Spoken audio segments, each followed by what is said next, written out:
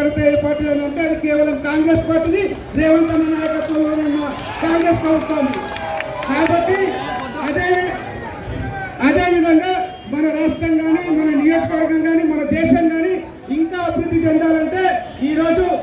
మల్లికార్జున ఖార్గే గారి ఆశీస్సులతోటి, సోనియా ఆశీస్సులతోటి రాహుల్ గాంధీ గారిని ప్రధానమంత్రి చేయడం కోసం తెలంగాణలో 14 సీట్లు ఇస్తాను రేవంత్ అనేది హామీస్తుందో దాంట్లో మన చేవెళ్ళ నియోజకవర్గం ఉండాలి. ఆ చేవెళ్ళ నియోజకవర్గం గెలుపులో మన కార్పొరేషన్ ప్రజలు అత్యధిక మెజార్టీ ఇవ్వాల్సిందిగా మనస్ఫూర్తిగా కోరుకుంటున్నాం. ఈ రోజు ప్రజలు బడుగు బలహీన వర్గాలు కుల మతాలకు అతీతంగా అన్ని మతాల వారు, అన్ని ప్రాంతాల వారు మన దేశంలో బతకాలంటే అది కేవలం దేశానికి స్వాతంత్ర్యం తెచ్చిన కాంగ్రెస్ పార్టీతోటే, తెలంగాణ రాష్ట్రం ఇచ్చిన కాంగ్రెస్ పార్టీతోటే. కాబట్టి ఇక్కడికి వచ్చేసిన ప్రతి ఒక్కరు సమయం తక్కువ కాబట్టి మనస్ఫూర్తిగా మీ అందరి ఆశీస్సులతోటి మనం రేపు 13వ తారీఖు జరగబోయే ఎన్నికల్లో మన కాలనీవాసుల్ని, మన గ్రామస్తుల్ని, మన చుట్టాలని,